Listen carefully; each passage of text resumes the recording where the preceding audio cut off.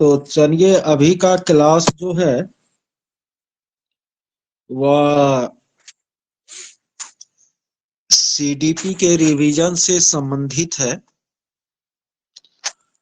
कहाँ कहाँ से आप लोगों को एग्जाम में क्वेश्चन रहेंगे वह मैं अभी बता रहा हूँ, और वहीं वहीं से आपको एग्जाम में क्वेश्चन देखने को मिलेंगे। ठीक है, देखिए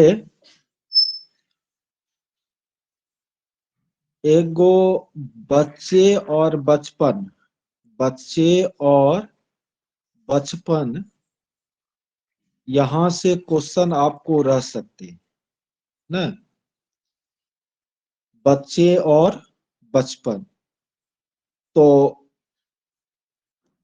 ये आप लोगों को पता है कि 0 से 18 उम्र का जो मनुष्य होता है उनको बच्चा कहते हैं, और उनके जीवन की अवधि बचपन कहलाती है।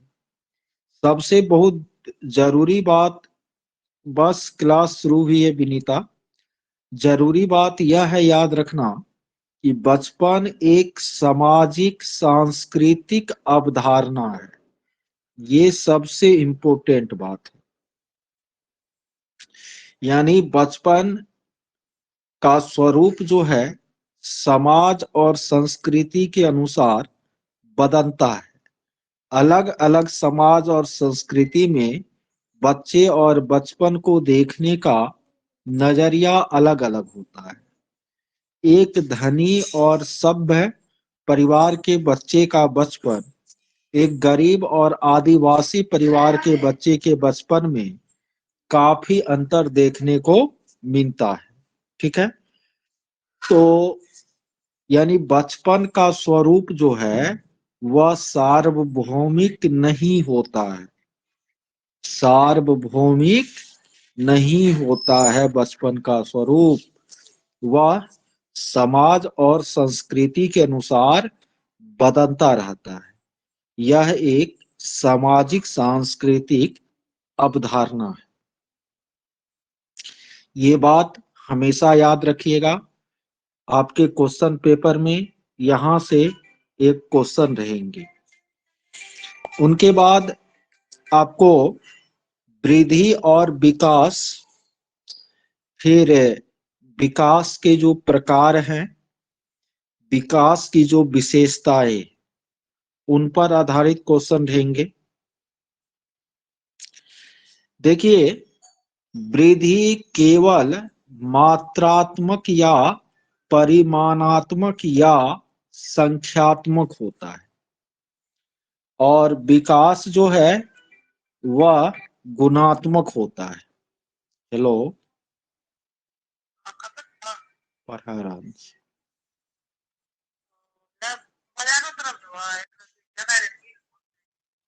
हाँ,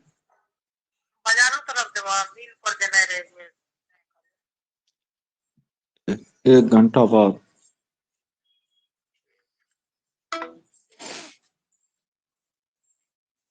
हाँ, तो अभी भी आवाज नहीं जा रही है। अभी का इन आवाज जाएगी?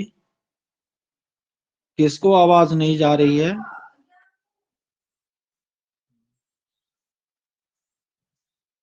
ओके, तो वृद्धि जो है मात्रात्मक, परिमाणात्मक या संख्यात्मक होता है। विकास मात्रात्मक और गुणात्मक दोनों होता है।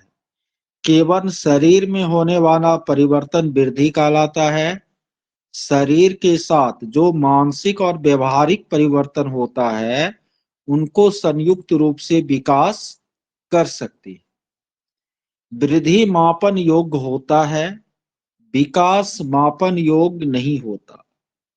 एक चीज याद रखिएगा, विकास का भविष्यवाणी हो सकता है लेकिन बिल्कुल सटीक भविष्यवाणी नहीं हो सकता है। विकास का अनुमान लगाना संभव है कहा भी गया है पूत के पांव पालने में ही दिख जाते हैं, लेकिन बिल्कुल सटीक भविष्यवाणी करना संभव नहीं है। वृद्धि एक नियत उम्र तक चलती है, विकास आजीवन या निरंतर चलती है। वृद्धि एक संकीर्ण अवधारणा है, विकास समग्र या व्यापक अवधारणा है। ठीक है, देखिए विकास का मुख्य रूप से 4 आयाम होता है, आप लोगों को क्लियरली पता है। एक शारीरिक या जैविक विकास, एक संज्ञानात्मक मानसिक या बौद्धिक विकास, एक सांवेगिक या भावनात्मक विकास और एक सामाजिक विकास। ये 4 मुख्य आयाम हैं। इनके अलावे मनोगामक विकास, नैतिक विकास, ये सब भी विकास के आयाम हैं। तो ये पहला पेज से जो है सभी के शिफ्ट में एक क्वेश्चन रहेगा अनिवार्य रूप से। ठीक है, अब हम लोग गामक हो गया। देखिए गामक विकास वैसे शारीरिक विकास से ही जुड़ा हुआ है, लेकिन इस बार जो है ना ऑनलाइन क्लास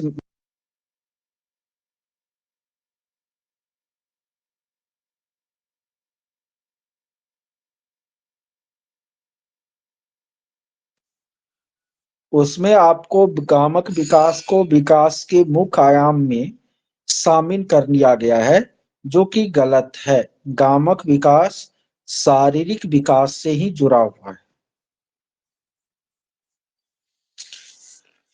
ठीक है, अब है विकास का विशेषता, विकास से जुड़ा हुआ सिद्धांत। यहां से भी आपको एक प्रश्न अनिवार्य रूप से रहेगा एग्जाम में। ठीक है, एक प्रश्न यहां से भी अनिवार्य रूप से आपको रहेगा, तो इसको दिमाग में रखना है। पहला कि विकास जो है आजीवन और निरंतर चलने वाली प्रक्रिया है। ठीक है, गर्भाधान से मृत्यु तक या लगातार चलती रहती है। इसको हम निरंतरता का सिद्धांत भी कहते हैं। दूसरा, विकास बहुदिशीय होता है। एक एक शब्द को घुमा करके आपको एग्जाम में पूछ देगा न, 4 को कहेगा इनमें कौन विकास का नहीं है सिद्धांत, बहुदिशीय के बदले एक ठो में एक दिशीय दे देगा। तो हर एक शब्द पर ध्यान देना है। विकास बहुदिशीय, बहुआयामी, जटिल और सार्वभौमिक प्रक्रिया है। विकास बहुदिशीय, बहुआयामी, जटिल और सार्वभौमिक प्रक्रिया है।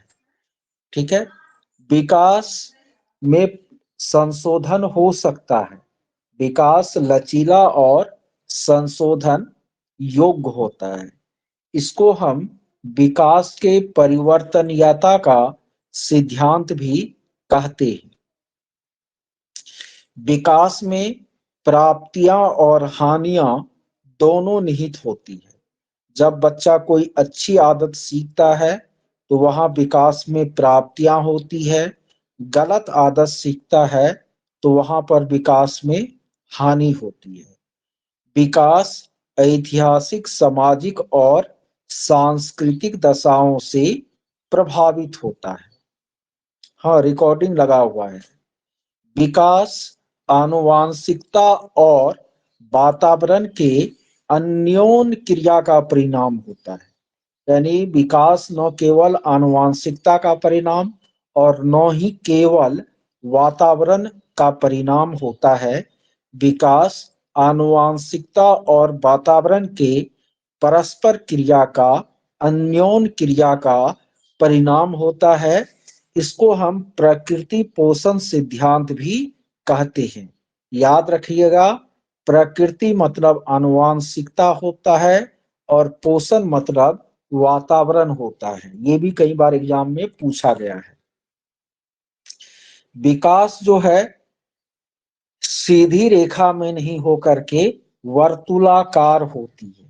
ठीक है। अलग अलग व्यक्तियों में विकास की दर अलग अलग होती है, जिनको हम वैयक्तिक भिन्नता का सिद्धांत कहते हैं। ठीक है। सभी व्यक्तियों में विकास की दर कभी भी एक जैसी नहीं होती। एक जीव जाति के सभी सदस्यों में विकास का क्रम एक जैसा होता है।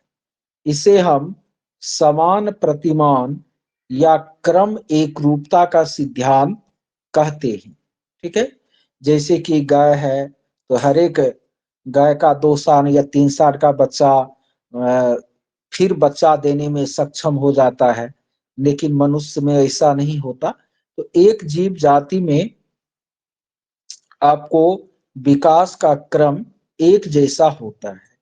उसके बाद विकास क्रमबद्ध और व्यवस्थित होता है। विकास सिर से पैर की दिशा में होता है, जिनको हम सिरोपृक्षीय या सिरोपदाभिमुखी या मस्तिष्काधोमुखी या सेफाकोडल थ्योरी कहते हैं।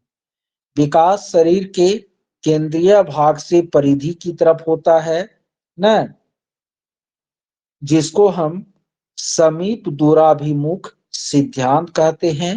विकास समग्र से अंश की ओर होता है। उदाहरण के लिए बच्चा पहले कलाई पर कंट्रोल करना सीखता है, फिर अंगुलियों पर नियंत्रण करना सीखता है, जिसे हम एकीकरण का सिद्धांत कहते हैं। ये सब आपको विकास की क्या है, विशेषताएं हैं। और इसी को घुमा फिरा करके आपको एक क्वेश्चन पूछेगा कि इनमें कौन विकास की विशेषता है और कौन विकास की विशेषता नहीं है। यहाँ पर आप लोगों से 3 क्वेश्चन आया है, 4 क्वेश्चन। अंकिता कह रही है पॉइंट 7 को फिर से बता दीजिए। ठीक है। पॉइंट 7 है विकास सीधी रेखा में नहीं होकर वर्तुलाकार होती है। आप जानते हैं कि विकास का जो दर है वह शैशवावस्था में बहुत ही तेज होती है। उनके बाद आपको बाल्यावस्था में अपेक्षाकृत उससे कम होती है उसका दर। ठीक है। किशोरावस्था में उससे कम होती है। तो यदि इसका हम ग्राफ खींचे तो शैशवावस्था में ऊपर जाएगा, बाल्यावस्था में उससे नीचे जाएगा, किशोरावस्था में उससे अथी बाल किशोरावस्था में उससे नीचे जाएगा ना, युवावस्था में उससे नीचे जाएगा। इसका जो ग्राफीय निरूपण करेंगे विकास की दर के आधार पर विकास की दिशा का ना, तो वो क्या होगा, आपको टेढ़ी मेढ़ी रेखा के रूप में प्राप्त होती है ना। क्योंकि विकास का दर कभी जीवन में ऐसा भी होता है ना कि आप अपने ही जीवन में अनुभव किए होंगे कि अचानक कभी कभी कोई विकास कुछ ज्यादा होता होगा, कोई विकास कुछ कम होता होगा। तो विकास का दर यदि है और उसका हम ग्राफ खींचेंगे तो वो सीधी रेखा में नहीं जाएगी, वर्तुलाकार जाएगी। ठीक है। उनके बाद सोनी कह रही है सर ये जीव वाली फिर से बता दीजिए। एक जीव जाति में विकास का दर एक जैसा होता है ना। जैसे कि कोई भी गाय है, उनके विकास का जो दर है, विकास का जो क्रम है ना, वो एक जैसा होगा। गाय का सब बच्चा जन्म के तुरंत बाद उठकर खड़ा हो जाता है, लेकिन मनुष्य का बच्चा में ऐसा नहीं होता। तो मतलब एक जीव जाति यानी किसी जीव जाति का मतलब हुआ, जैसे गाय एक जीव जाति हुआ, कुत्ता एक जीव जाति हुआ, आदमी एक जीव जाति हुआ, तो उनमें विकास का जो क्रम है वह एक जैसा होता है। और हाँ, सब बारी बारी से पूछ लीजिए। ठीक है। अनु कह रही है कि 11 का फिर से विकास सिर से पैर की तरफ होता है, भर जिंदगी यहीं पढ़े हैं, तब फिर 11 का फिर से ना। ऊपर से नीचे की तरफ होता है विकास। बच्चा का गर्भ में पहले सर का निर्माण होता है, फिर धड़ का निर्माण होता है ना।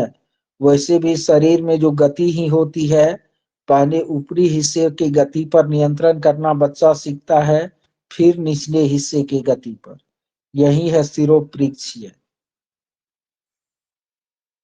13 नंबर में पहले विकास समग्र का होता है। जैसे बच्चा पहले पूरी कलाई पर कंट्रोल करना सीखता है, तब कलाई का जो भाग है अंगुली, उस पर कंट्रोल करना सीखता है ना। तो उसको हम कहते हैं कौन सिद्धांत? एकीकरण का सिद्धांत। और प्रिंस को 12 नंबर का दिक्कत है।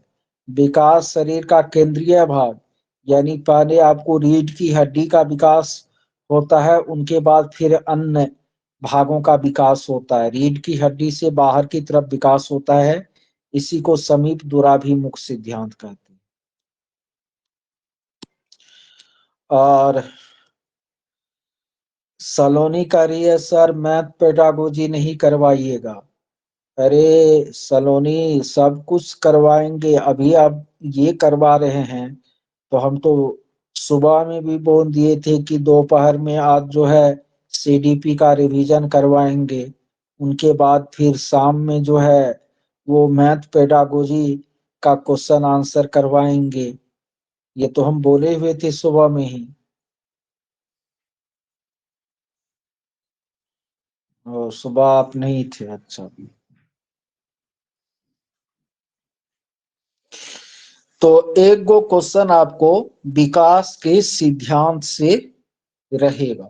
ठीक है, दो क्वेश्चन हो गया अभी तक। अब है बाल विकास की अवस्थाएं ना।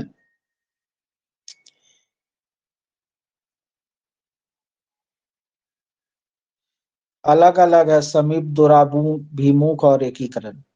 अब है बाल विकास की अवस्था।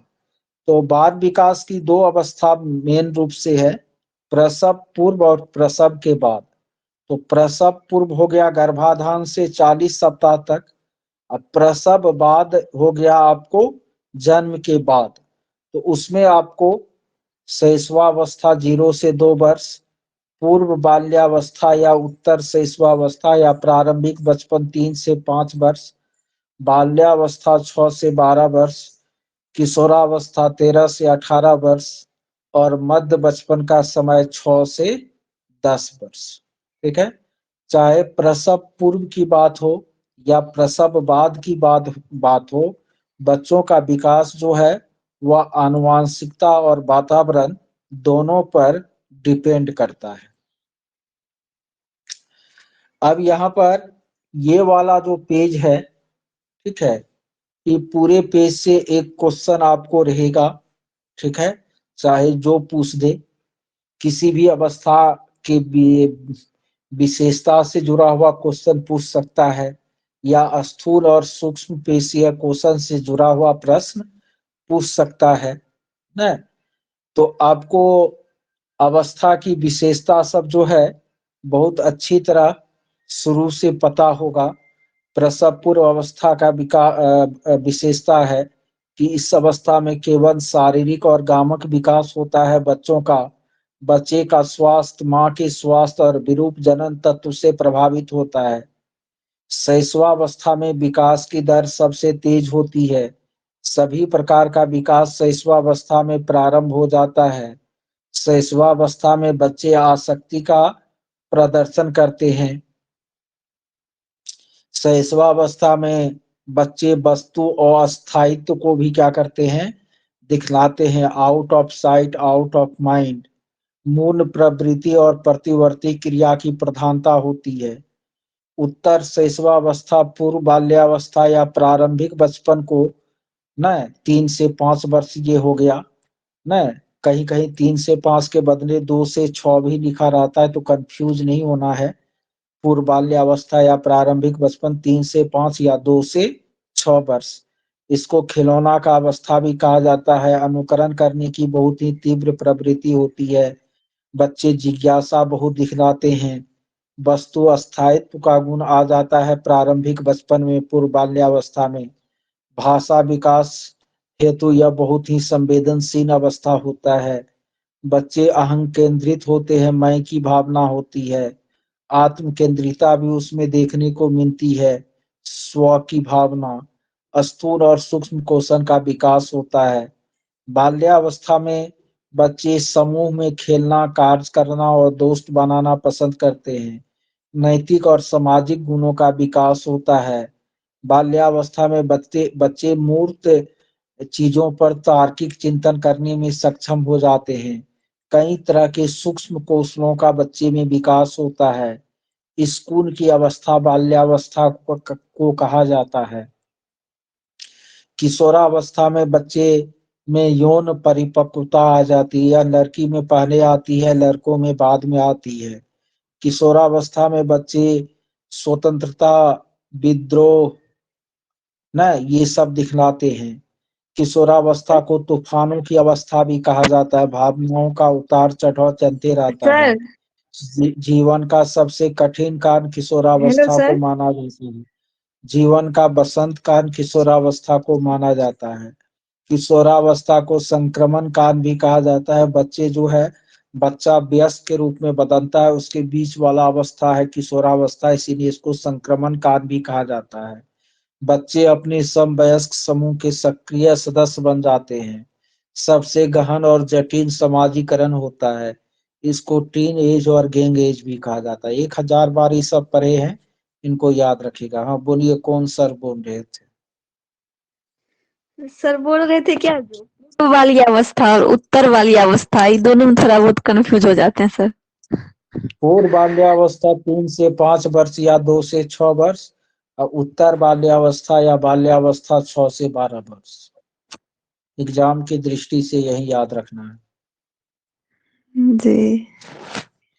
सोनी पूछ रही है मूल प्रवृत्ति किसे कहते हैं? मूल प्रवृत्ति वह प्रवृत्ति जो जन्मजात हम में होती है, उसी को मूल प्रवृत्ति कहते हैं। जैसे डरावनी चीज देखने पर डर लगना, ये मूल प्रवृत्ति है। वहां पलायन की जो प्रवृत्ति हम दिखलाते हैं, वो मूल प्रवृत्ति है। प्रसव पूर्व पर भी वातावरण का प्रभाव पड़ता है। जिस वातावरण में माँ रहेगी न, तो उसका प्रभाव जो है बच्चों पर पड़ेगा। ठीक है। उनके बाद संवेदनशील अवधि किसको कहा जाता है? किसी खास तरह के विकास के लिए जो सबसे उपयुक्त अवधि होता है, उसको हम संवेदनशील अवधि कहते हैं। जैसे भाषा विकास के लिए सबसे संवेदनशील अवधि कौन होता है? पूर्व बाल्यावस्था होता है। किसी खास प्रकार के विकास के लिए सबसे इष्टतम अवधि, सबसे उपयुक्ततम अवधि जो है, वह संवेदनशील अवधि कहलाती है। बार बार बोले हैं समीप। हाँ, कहाँ है? स्थूल और सूक्ष्म गति कौशल। स्थूल पेशीय कौशल का उदाहरण कौन कौन है? दौड़ना, कूदना, उछलना, नाचना, एक पैर पर संतुलन बनाना, सीढ़ी चढ़ना, जिसमें ज्यादा दिमाग नहीं लगे। और जिस गति कौशल में थोड़ा महीन दिमाग लगे, वह सूक्ष्म पेशीय कौशल है। जैसे लिखना, चित्र बनाना, रंग भरना, सिलाई करना, पैर के अंगूठे से मिट्टी को गोल करना आदि। इनको भी याद रखिएगा, स्थूल और सूक्ष्म को। ठीक है। ये सारा एकदम इम्पोर्टेंट बात ही है इसमें। मोती पिरोना भी सूक्ष्म पेशीय कौशल होगा। अब है आनुवांशिकता और वातावरण। तो बच्चों के विकास पर माता पिता से प्राप्त जो जीन है, उनका भी प्रभाव पड़ता है, और जिस वातावरण में बच्चा पनता बढ़ता है, उनका भी प्रभाव पड़ता है। तो मानव का विकास है या बच्चों का अधिगम है, या व्यक्तित्व है, या बुद्धि है? विकास, अधिगम, व्यक्तित्व और बुद्धि। 3 साल के बच्चे का सीढ़ी पर चढ़ना स्थूल पेशीय कौशल होगा। ठीक है। तो मानव का विकास या मानव का अधिगम या मानव का व्यक्तित्व या मानव का बुद्धि, ये सारा जो है आनुवांशिकता और वातावरण के अन्योन क्रिया का क्या होती है, परिणाम होती है। यानी हम ये नहीं कह सकते कि विकास पर केवल आनुवांशिकता का प्रभाव पड़ता है या केवल वातावरण का प्रभाव पड़ता है।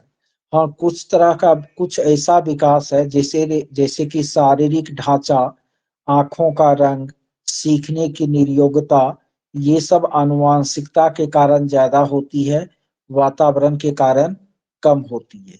ठीक है। प्रकृति पोषण विवाह अधिगम भी आनुवांशिकता और वातावरण के अन्योन क्रिया का परिणाम है। प्रकृति पोषण विवाद जो है, इसमें प्रकृति का मतलब आनुवांशिकता होता है और पोषण का मतलब वातावरण होता है न। कुछ मनोवैज्ञानिक कहते हैं कि बच्चों के विकास पर आनुवांशिकता का ज्यादा प्रभाव पड़ता है, तो कुछ कहते हैं वातावरण का ज्यादा प्रभाव पड़ता है। इसी बात को लेकर मनोवैज्ञानिकों के बीच जो मतलब विवाद है, उसको प्रकृति पोषण विवाद कहते हैं। ठीक है। तो ये आनुवांशिकता और पर्यावरण से संबंधित बातें हो गई।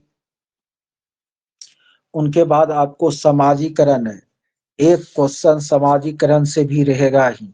ठीक है। समाज के मापदंडों के साथ अनुकूलन और समायोजन समाजीकरण कहलाता है। बार बार मैं बोला हूं आप लोगों को कि न तो केवल अनुकूलन है, न ही केवल समायोजन, बल्कि दोनों चीज, अनुकूलन और समायोजन समाजीकरण है। समाजीकरण निरंतर चलने वाली प्रक्रिया है। केवल समाजीकरण ही निरंतर नहीं चलती, विकास और अधिगम भी निरंतर चलती है। समाजीकरण भी एक जटिल और बहुदिशीय प्रक्रिया है। समाजीकरण का प्रारंभ शैशवावस्था से परिवार से होता है और सबसे गहन और जटिल जब समाजीकरण किशोरावस्था में होता है। समाजीकरण का निष्क्रिय कारक सार्वजनिक पुस्तकालय है। सक्रिय में दो तरह का कारक आता है, एक प्राथमिक और एक द्वितीयक या गौण कारक। समाजीकरण का जो प्राथमिक या मुख्य कारक है, उसमें तीन चीज आता है, परिवार, मित्र और पास पड़ोस या निकटस्थ परिवार। परिवार, मित्र, अब मित्र के बदले एग्जाम में दोस्त दे देगा तो आपको कंफ्यूज नहीं होना है। पास पड़ोस के बदले निकटस्थ परिवार दे देगा तो भी कंफ्यूज नहीं होना है। तो परिवार, मित्र और पास पड़ोस ये समाजीकरण का सक्रिय कारक है, सॉरी प्राथमिक या मुख्य कारक है। जबकि विद्यालय, समाज, जनसंचार के माध्यम, जिसको मीडिया भी कहते हैं, क्लब, राजनीतिक दल, धार्मिक संस्था, ये सब समाजीकरण के द्वितीयक या गौण कारक है। जनसंचार का माध्यम समाजीकरण को सकारात्मक और नकारात्मक दोनों प्रकार से प्रभावित किया है। ठीक है। तो यहाँ तक जो आप टॉपिक पढ़े हैं न, इनसे आपको मिनिमम 3 और अधिकतम 4, मिनिमम 3 और अधिकतम 4 प्रश्न आपको सीधे तौर पर आपके सीडीपी के पेपर में रहेंगे। सर ठीक है। निष्क्रिय कारक सर बता दीजिए तो। सार्वजनिक पुस्तकालय सर नहीं समझे। सार्वजनिक पुस्तकालय जो लाइब्रेरी होता है, वहां पर आप जाते हैं, सीधा तौर पर चुपचाप किताब पढ़ते हैं, आते हैं। वहां बहुत ज्यादा आप सामाजिक संबंध एक दूसरे से नहीं बनाते हैं, इसीलिए आपको सार्वजनिक पुस्तकालय समाजीकरण का निष्क्रिय कारक हो जाएगा।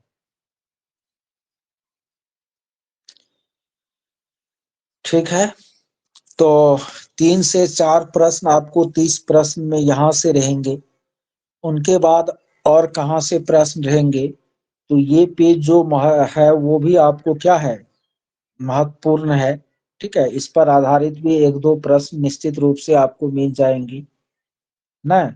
संरचनावादी उपागम या रचनावादी उपागम या निर्मितिवादी उपागम किसको कहते हैं, तो जो यह मानते हैं कि बच्चे ज्ञान की रचना करते हैं, किसके द्वारा, अन्वेषण के द्वारा, अनुकूलन के द्वारा, समायोजन के द्वारा और कार्य क्रिया के द्वारा। ठीक है। या समाज से अंतः क्रिया करके ज्ञान की जो रचना करते हैं, ऐसा मानने वाला जो भी है, तो वे रचनावादी उपागम के समर्थक कहलाते हैं। यानी संरचनावादी उपागम जो है वह सीखने को सामाजिक गतिविधि के रूप में मानता है। संरचनावादी उपागम का मानना है कि बच्चे ज्ञान की रचना करते हैं, जिसमें अन्वेषण, अनुकूलन, समायोजन, कार्य क्रिया, सामाजिक अंतःक्रिया आदि का योगदान होता है। पियाजे, वाइगोत्स्की, जॉन डीवी, ये सब आपको संरचनावादी उपागम के समर्थक मनोवैज्ञानिक हैं। पियाजे मौलिक रचनावादी है और वाइगोत्स्की सामाजिक रचनावादी है। हमारी जो वर्तमान शिक्षा प्रणाली है ना, वह भी आपको रचनावाद पर आधारित है। ठीक है। उनके बाद आपको व्यवहारवादी उपागम। व्यवहारवादी उपागम में यह माना जाता है कि बच्चे अनुकरण के द्वारा, उद्दीपन अनुक्रिया के द्वारा, अनुबंधन के द्वारा, पुनर्बलन के द्वारा, अभ्यास आदि के द्वारा ज्ञान को क्या करते हैं, हासिल करते हैं। थॉर्नडाइक, पॉवलव, वाटसन, स्किनर, ये सब व्यवहारवादी उपागम के समर्थक मनोवैज्ञानिक हैं। और गेस्टाल्टवादी का मानना है कि बच्चे सूझबूझ और अंतर्दृष्टि के द्वारा सीखते हैं। बच्चे पहले समग्र को सीखते हैं, फिर अंश को सीखते हैं। जैसे बच्चा पहले शब्द सीखता है, फिर वर्ण या अक्षर सीखता है ना। यह गेस्टाल्टवादी उपागम। देखिए, शिक्षा का दो तरह का स्वरूप होता है। एक होता है पारंपरिक स्वरूप, जिसमें आपको, जिसको कि हम शिक्षक केंद्रित स्वरूप भी कह सकते हैं। उसमें बच्चे निष्क्रिय प्राप्तकर्ता होते हैं और शिक्षक जो है तानाशाह के रूप में होते हैं। ये शिक्षा के पारंपरिक स्वरूप में जो है व्याख्यान विधि, रटंत प्रणाली, प्रदर्शन विधि, न प्रत्यक्ष अनुदेशन, इन सब पर बल दिया जाता है। गृह कार्य, अभ्यास आदि का समर्थन किया जाता है। पारंपरिक पद्धति में मानकीकृत शिक्षण और आकलन पर जोर दिया जाता है। ये सब पारंपरिक स्वरूप है, जिसको हमें हमें बिल्कुल क्या करना है, नकारना है। इन सब का वर्तमान में उपयोग नहीं करना है। वर्तमान में आपको बाल केंद्रित शिक्षा का समर्थन करना है, यानी बच्चों की रुचि पर आधारित शिक्षा होना चाहिए। बच्चे और शिक्षक दोनों सक्रिय हो, इस पर ध्यान देना चाहिए। आजकल की शिक्षा में नवाचारों पर बल दिया जाता है, कार्य करके सीखने पर जो है इसमें बल दिया जाता है ना। आजकल की शिक्षा में कला के समावेश पर बल दिया जाता है। सबको एक साथ एक ही प्रकार की शिक्षा देने पर बल दिया जाता है, जिसको समावेशी शिक्षा कहते हैं।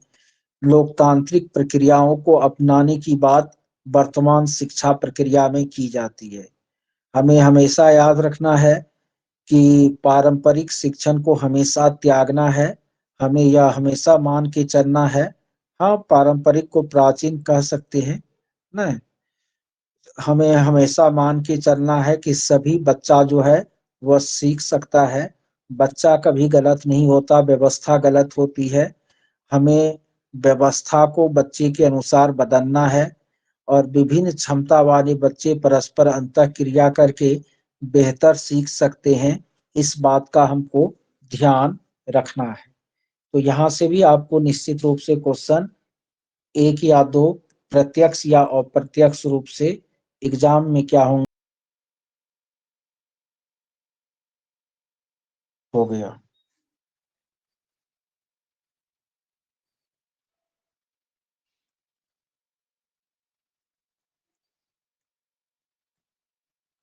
आवाज जा रही है आप लोगों तक?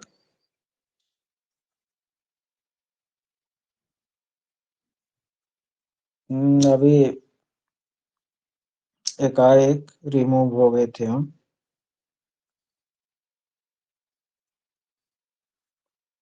ठीक है।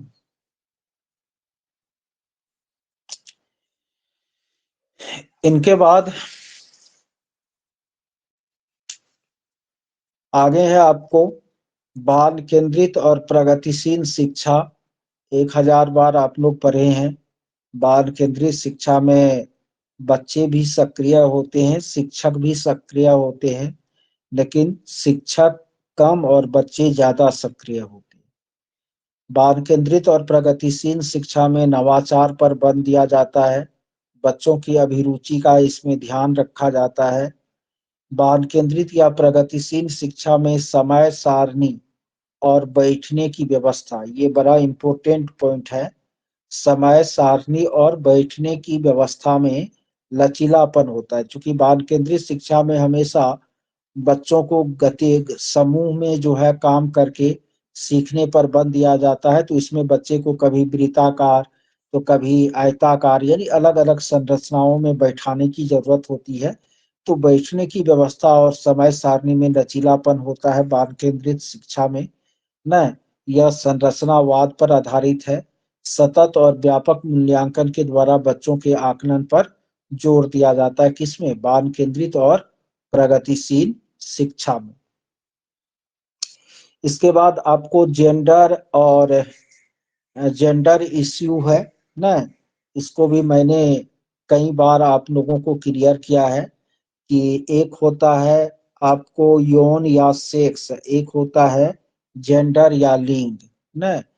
तो यौन या सेक्स क्या है? स्त्री और पुरुष के बीच का शारीरिक या जैविक अंतर आपको यौन या सेक्स है, हालांकि उसको भी लिंग कहा जाता है।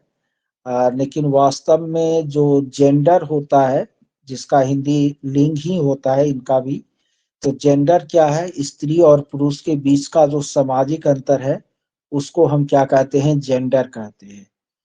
तो हम यहाँ पर सामाजिक अंतर वाली बात पर ही चर्चा करेंगे। लैंगिक पूर्वाग्रह या जेंडर रूढ़िबद्धता या जेंडर स्टीरियोटाइप किसको कहते हैं? समाज में स्त्री और पुरुष की भूमिका को लेकर जो प्रारंभिक विचार है न, जो कि आपको शुरुआत से ही समाज में आ रहा है, उसको हम क्या कहते हैं? लैंगिक पूर्वाग्रह या जेंडर रूढ़िबद्धता या जेंडर स्टीरियोटाइप कहते हैं। जैसे कि लड़की को घरेलू काम में दक्ष होना चाहिए, लड़के को बाहरी काम में दक्ष होना चाहिए, लड़के कभी रोते नहीं है, लड़की को गृह विज्ञान और लड़के को विज्ञान पढ़ना चाहिए। ये सारी बातें क्या है? लैंगिक पूर्वाग्रह है। ठीक है। और इन सारी पूर्वाग्रह को हमें क्या करना है? खत्म करके, क्योंकि लैंगिक पूर्वाग्रह जो है वह जेंडर पक्षपात को जन्म देता है। किसको जन्म देता है? जेंडर पक्षपात को। ठीक है। लैंगिक पूर्वाग्रह के कारण हम लड़के और लड़कियों के बीच में अंतर करते हैं, तो वही क्या है? जेंडर पक्षपात है। हमको जेंडर पक्षपात या असमानता को खत्म करना है। इसके लिए एक अच्छा तरीका यह हो सकता है कि विद्यालय में हम लड़के और लड़कियों को गैर पारंपरिक या अपारंपरिक भूमिका क्या करें? प्रदान करें। तो एक प्रश्न आपको जेंडर इश्यू से भी निश्चित रूप से क्या होगा? पूछा जाएगा। ठीक है। वैयक्तिक भिन्नता, सभी बच्चा अलग होता है, सबकी रुचि और क्षमता जो है अलग होता है न। वैयक्तिक भिन्नता एक सार्वभौमिक सत्य है और इसको हमें लाभकारी मानना है। वैयक्तिक भिन्नता को ध्यान में रखते हुए हमें कभी भी मानक शिक्षण और आकलन के तरीके का इस्तेमाल नहीं करना है, बल्कि विभेदित अनुदेशन करना है। अलग अलग तरीकों से बच्चों का शिक्षण और आकलन करना है। संज्ञान और संवेग में गहरा संबंध है। ये दोनों एक दूसरे को प्रभावित करते हैं, एक दूसरे से यह स्वतंत्र नहीं है। ठीक है। संज्ञान संवेग को और संवेग संज्ञान को प्रभावित करता है। संवेग का मतलब भावना होता है। कुल 14 तरह के संवेग होते हैं, जैसे क्रोध, ईर्ष्या, घृणा, प्रेम, आनंद, ये सब क्या है? संवेग है। संवेग एक आत्मनिष्ठ अनुभव है, यानी जो व्यक्ति, हर एक व्यक्ति में एक ही प्रकार के संवेगों का अनुभव अलग अलग तरीके का होता है। तो संवेग जो है एक आत्मनिष्ठ अनुभव है।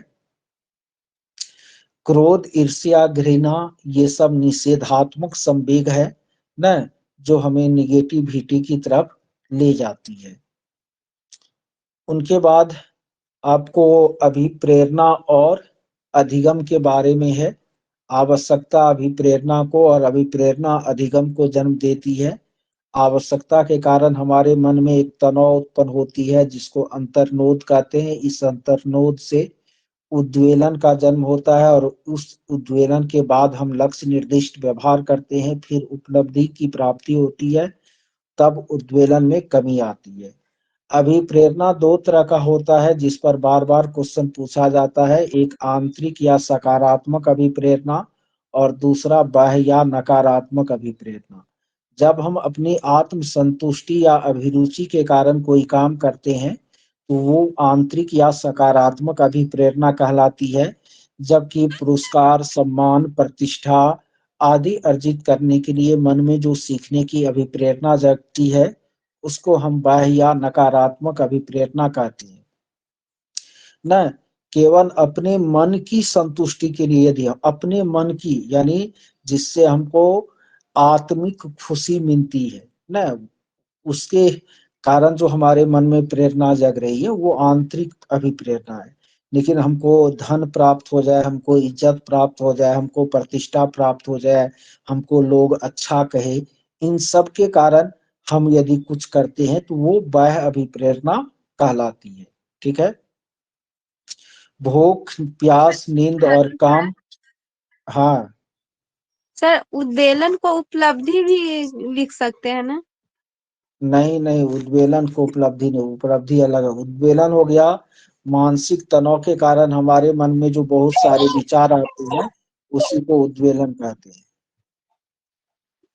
जी सर। उसके बाद जैविक या शारीरिक अभिप्रेरक, भूख, प्यास, नींद और काम, ये जैविक या शारीरिक अभिप्रेरक है, जबकि उपलब्धि, प्रतिष्ठा, सम्मान ये सब आपको सामाजिक या अर्जित अभिप्रेरक है। अब्राहम मास्लो ने आवश्यकता पदानुक्रम का सिद्धांत दिया।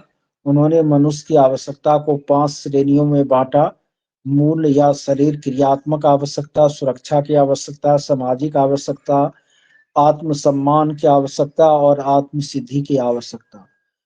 अब्राहम मास्लो ने कहा कि मनुष्य सबसे पहले अपने सबसे निचले स्तर की आवश्यकता को पूरा करना चाहता है, उनके बाद वह ऊपरी स्तर की आवश्यकता के बारे में सोचता है। जब तक सबसे निचले माने जब तक नीचे के स्तर के आवश्यकता की पूर्ति नहीं होती तब तक मनुष्य उससे ऊपर के स्तर के आवश्यकताओं के बारे में सोचता भी नहीं है।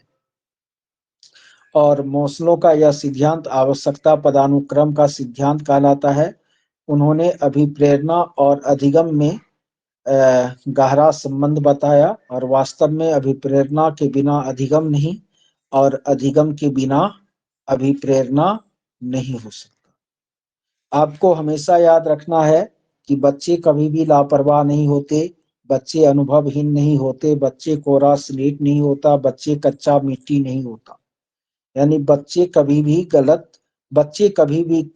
को कभी भी कमतर नहीं आंकना है ना।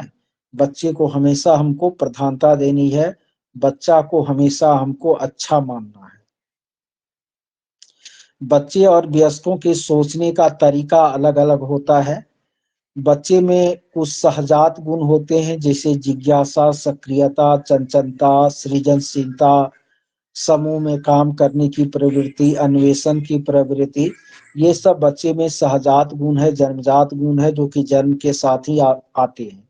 बच्चे कभी भी असफल नहीं होते, व्यवस्था असफल होती है। बच्चा कई तरह से सोचता है, कोई चीज उसके आंखों के सामने होती है तब वह सोचता है, जिसको प्रत्यक्षीकरण कहते हैं। वह कल्पना करके सोचता है, तर्क करके सोचता है, अनुभव के द्वारा सोचता है। बच्चे वैज्ञानिक अन्वेषक होते हैं, और बच्चे में वैज्ञानिक सोच विकसित करने के लिए हमें बच्चे के सामने छोटी छोटी समस्या रखनी चाहिए। बच्चा को उस समस्या का समाधान खोजने के लिए प्रेरित करना चाहिए, और जब बच्चा समस्या का समाधान खोज ले तो प्रतिपुष्टि दे करके हम उसका उत्साह बढ़ाए, तो इससे हम बच्चे में वैज्ञानिक सोच विकसित कर सकते हैं। स्किनर ने समस्या समाधान की वैज्ञानिक विधि बतलाया। उन्होंने समस्या समाधान का 7 सोपान बताया।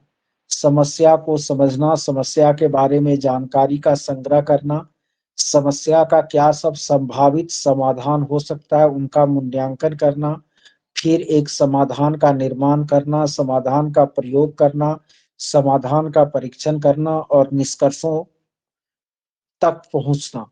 तो इस तरह स्किनर ने समस्या समाधान का 7 सोपान बताया।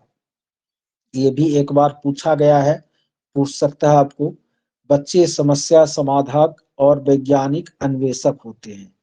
देखिए, परंपरागत शिक्षण पद्धति में शिक्षक की भूमिका तानाशाह या आज्ञा देने वाले या प्रत्यक्ष अनुदेशक के रूप में होती थी, लेकिन वर्तमान शिक्षण पद्धति में शिक्षक की भूमिका सुविधादाता, सुगमकर्ता और दिशा निर्देश देने वाले के रूप में होती है। शिक्षा का 3 तरह का माध्यम होता है। शिक्षा का 3 तरह का माध्यम होता है, औपचारिक, गैर औपचारिक और अनौपचारिक। गैर जो है नकारात्मक, सकारात्मक, इससे इसको कोई लेना देना नहीं है। नियमित विद्यालय जो होती है वो शिक्षा का औपचारिक माध्यम है, जबकि दूरस्थ शिक्षा न ये शिक्षा का जो है गैर औपचारिक माध्यम है, या इंटरनेट के द्वारा शिक्षा न ये शिक्षा का गैर औपचारिक माध्यम है, जबकि जो परिवेश या समाज है वह शिक्षा का अनौपचारिक माध्यम है। Hello sir. हाँ कहिए। सर बोले यानी बच्चा और वयस्क में सोचने का तरीका मात्रात्मक हो से अलग होता है या गुणात्मक से? गुणात्मक से अलग होता है, बार बार बताएं, मात्रात्मक रूप से नहीं होता है, गुणात्मक रूप से होता है। देखिए गुणात्मक रूप। शिक्षण एक त्रिध्रुवीय प्रक्रिया है। शिक्षण की प्रक्रिया का 3 चरण होता है। सबसे पहले हम पाठ नियोजन करते हैं, तब कक्ष में शिक्षण करते हैं, तब बच्चे का हम पृष्ठ पोषण या मूल्यांकन करते हैं। शिक्षण उद्देश्यपूर्ण होता है, यह सुनियोजित प्रक्रिया है, क्रमबद्ध प्रक्रिया है। शिक्षण हमेशा औपचारिक होता है। आजकल सूक्ष्म शिक्षण का भी कॉन्सेप्ट आ गया है। सूक्ष्म शिक्षण जो है 36 मिनट में पूरा होता है ना। इसमें पाठ नियोजन पहले होता है, उनके बाद कक्ष में शिक्षण 6 मिनट, फिर अगला 6 मिनट पृष्ठ पोषण, फिर 12 मिनट पुनः पाठ नियोजन, फिर 6 मिनट पुनः शिक्षण, फिर पुनः पृष्ठ नियोजन। यानी सूक्ष्म शिक्षण में जो है क्या होता है, तो जो पाठ्य वस्तु है उसको छोटे छोटे खंडों में तोड़ दिया जाता है, और उनको तब तक बच्चों को मतलब दोबारा 6 चरणों में बच्चे को सिखाया जाता है, और इसमें ध्यान रखा जाता है कि सभी बच्चे क्या करें, सीख जाए। तो सूक्ष्म शिक्षण को वास्तविक अध्यापन भी कहा जाता है। इनसे अभ्यास की प्रक्रिया पर नियंत्रण होता है। शिक्षण का जो सूत्र सब है, हमेशा ज्ञात से अज्ञात की ओर चलना है। ठीक है। संवेदना के माध्यम से शिक्षण देना है, यानी ज्ञानेंद्रियों का प्रयोग करना है। सरल चीजें पहले बतानी है, कठिन चीजें बाद में। शिक्षण हमेशा मूर्त से अमूर्त होना चाहिए। शिक्षण हमेशा विशिष्ट से समान होता है। विकास सामान्य से विशिष्ट होता है, लेकिन शिक्षण विशिष्ट से समान होता है। शिक्षण जो है वह स्थूल से सूक्ष्म की ओर होता है। करके सीखना अच्छी बात है। मनोविज्ञान से तर्क की ओर शिक्षण होना चाहिए, और आनंददायी माहौल में शिक्षण होना चाहिए। एक शिक्षक के पास कौन कौन सा कौशल होना चाहिए? तो शिक्षक के पास प्रश्न पूछने का कौशल होना चाहिए, कि कब कौन सा हम प्रश्न पूछे कि बच्चे उसका जवाब दे और बच्चे की जिज्ञासा बढ़े। तो शिक्षक के पास प्रश्न पूछने का कौशल होना चाहिए। व्याख्या करने का कौशल होना चाहिए। उद्दीपन यानी छात्रों को उत्तेजित करे सीखने के लिए, यह कौशल होना चाहिए। पुनर्बलन कौशल होना चाहिए, कि कब कौन सा पुनर्बलन बच्चे को कितनी मात्रा में देनी है। श्याम पट्ट पर लिखने का कौशल होना चाहिए। संप्रेषण कौशल होना चाहिए ना। पूछना है तो सर। ये सब आपको क्या है, शिक्षण का कौशल है। सर एक चीज सर, विशिष्ट से सामान्य का प्रयोग हम कहाँ करेंगे, और सामान्य से विशिष्ट का प्रयोग किस पर करेंगे सर? वैसे प्राथमिक कक्षाओं में हमेशा विशिष्ट से सामान्य का ही प्रयोग करना चाहिए, और ऊंची कक्षाओं में सामान्य से विशिष्ट की तरफ ही हम शिक्षण में जा सकते हैं। हाँ, अब है शिक्षण अधिगम सामग्री, टीचिंग लर्निंग मटेरियल। यह दृश्य भी हो सकता है, श्रव्य भी हो सकता है, और दृश्य श्रव्य भी हो सकता है। ठीक है। टीएलएम जो है वह हमेशा कम खर्च पर होना चाहिए, और टीएलएम का भरपूर उपयोग होना चाहिए, क्योंकि इससे बच्चे बेहतर तरीके से सीख सकते हैं। शिक्षण का 6 ES और 1 S मॉडल होता है। 6 ES में संलग्न, अन्वेषण, व्याख्या, विस्तृत, मूल्यांकन और विस्तार। 1 गो S में मानक आता है। यानी ये 7 चीजें शिक्षण का जो है अंग है, उसमें 6 चीजें ई से शुरू होता है और 1 S से, इसीलिए इसको शिक्षण का 6E और 1 S मॉडल कहते हैं। ठीक है, तो चलिए CDP का अभी मैं लगभग 1 घंटा का लेक्चर दे दिया हूँ। ठीक है, पार्ट 1 हुआ इसका, फिर 1-1 घंटा का और लेक्चर होगा पार्ट 2 और पार्ट 3। तो इससे CDP आपका कल तक में एक बार फिर से क्या हो जाएगा, थ्योरी रिवीजन हो जाएगा। तो जिनका एग्जाम नजदीक है, अब तो सबका एग्जाम नजदीके है, तो उनके माइंड में सारी बातें जो है तरोताजा रहेगी। ठीक है, 1-2 घंटा और लगेगा। 1 घंटा कभी पढ़ाएंगे तो आधा और हो जाएगा, फिर 1 घंटा पढ़ाएंगे तो हो जाएगा। तो इस तरह से 3 घंटे का ये 3 पार्ट में लेक्चर अंतिम समय में आप लोगों का रिव्यू हम करवा रहे हैं CDP का, और विषय का भी मैं करवा दूंगा। कल 8 तारीख है ना, कल शाम तक लगभग विषय का मैं करवा दूंगा। ठीक है, फिर से एक बार रिवीजन शाम में मैं। Hello sir. बोले क्या उसमें था, बच्चों का जो कोच होता है वयस्कों से क्या होता है, निम्न होता है या बराबर होता है या उच्च होता है? एक क्वेश्चन था उसमें सर। निम्न, बराबर, उच्च कुछ नहीं, उसका कोई तुलना नहीं किया जा सकता, कौन निम्न होता है कौन उच्च होता है। सोच सर, सोच के बारे में था। हाँ, गुणात्मक कंफ्यूजन हो जाता है। गुणात्मक रूप से अलग अलग होता है, लेकिन किसको निम्न मानेंगे या किसको उच्च मानेंगे, ऐसा कोई क्लियरिफिकेशन नहीं है।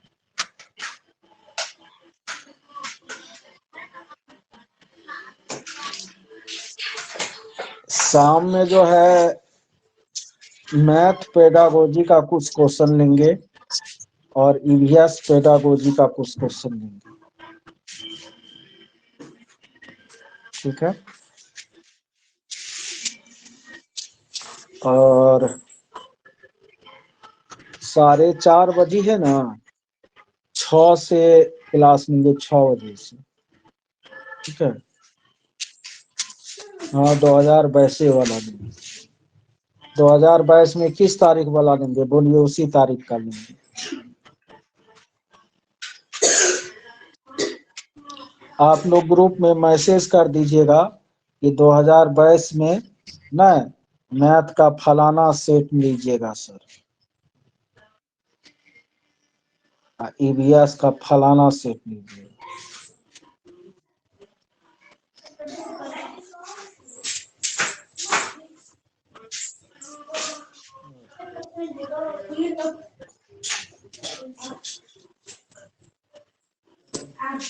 वही सेट में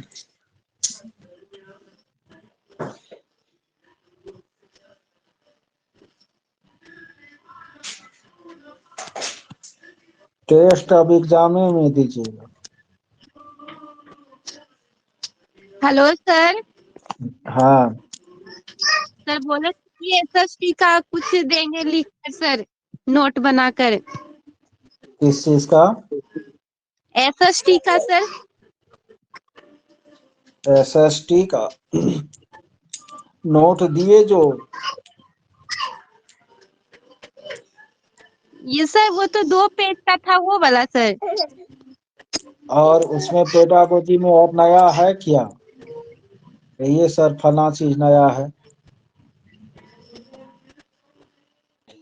सर उसमें नहीं सर, ज्योग्राफी वाला बोले थे सर, ज्योग्राफी का।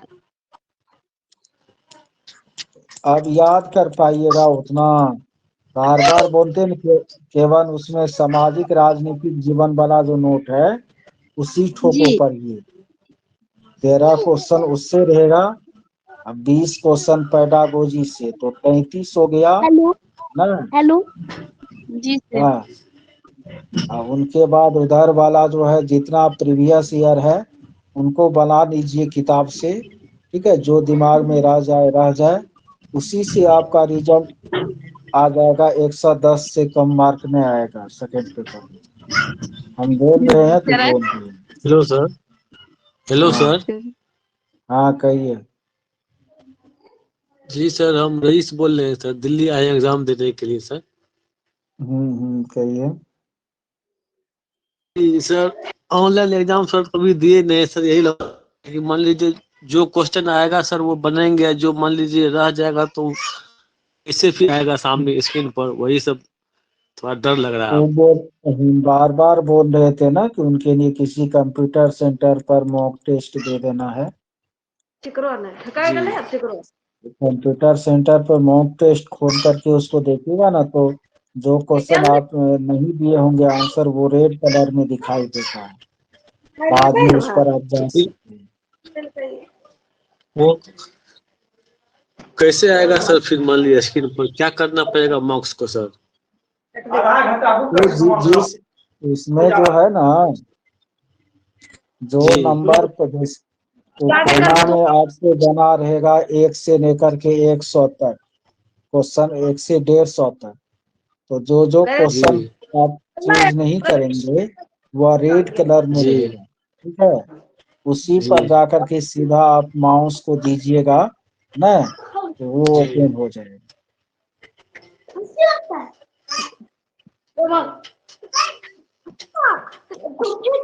11 जनवरी, 12 जनवरी, 6 जनवरी सब अलग अलग बोल रहे हैं अपना। अरे भाई आप यहाँ जो ना सुने ठीक है, आप लोग ग्रुप में मैसेज कर दीजिएगा तारीख। क्या बजले देखो 4:30 बजले 6 बजे क्लास लेते